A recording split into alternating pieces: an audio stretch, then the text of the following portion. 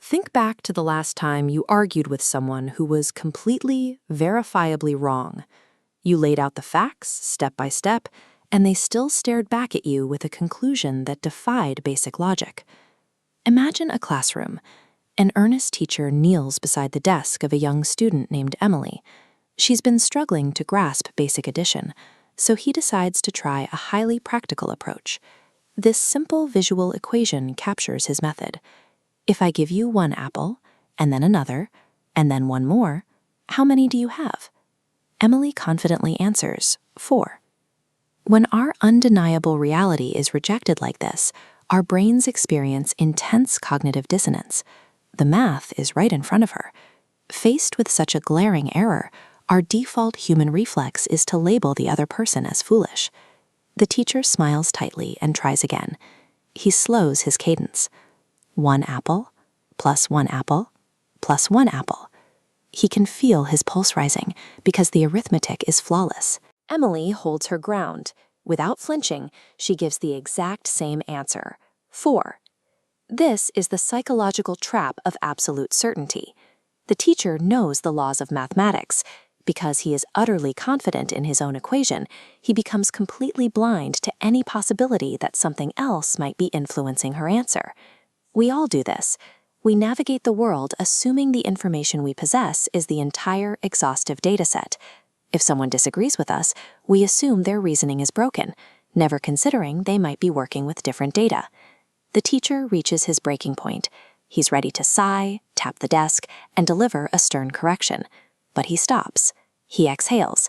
He executes what behavioral psychologists call a pivot. It's the deliberate choice to suppress the urge to correct and instead ask why someone believes what they do. He gently asks Emily to explain her answer. Let's replay the interaction, but this time, let's step outside the teacher's head and look strictly at Emily's physical point of view. Looking down from her desk, there was a crucial physical object that the teacher couldn't see from his angle. Resting quietly at the bottom of Emily's open backpack is a single red apple. Emily looks up and explains that her mom packed an apple for her snack that morning. If he gives her 3 more, she will have 4. Emily executed a flawless calculation based on a starting inventory the teacher simply couldn't see.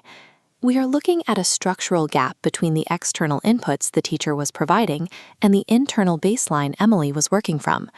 This visual equation shows exactly how the math works from her perspective. The teacher provides 3 apples, add an unknown variable, x, and the total is absolutely 4. Within the boundaries of her specific reality, her answer was perfectly accurate. We can call this x the hidden baseline inventory.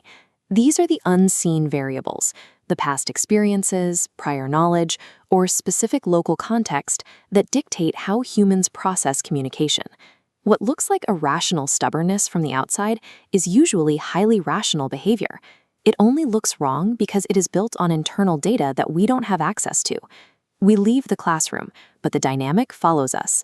Every day in the adult world, we encounter people who confidently answer 4 when we are absolutely certain the answer is 3.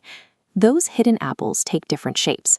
They are the unspoken workplace pressures, the personal traumas, and the invisible emotional baggage that every human being carries into a conversation. When we ignore that hidden context, we rush to judge others as malicious or incompetent. We create unnecessary conflict because we insist our math is the only math that matters. The next time a colleague's decision baffles you or a loved one's reaction seems completely out of proportion, force yourself to pause. Suspend your immediate judgment. Deploy the pivot. Fight through the frustration of being right and ask them how they got to their answer. If you listen closely, you will uncover their hidden reality before you react. Take a moment to truly listen to a different perspective today. Till then, stay patient, stay grateful, and keep moving forward in life.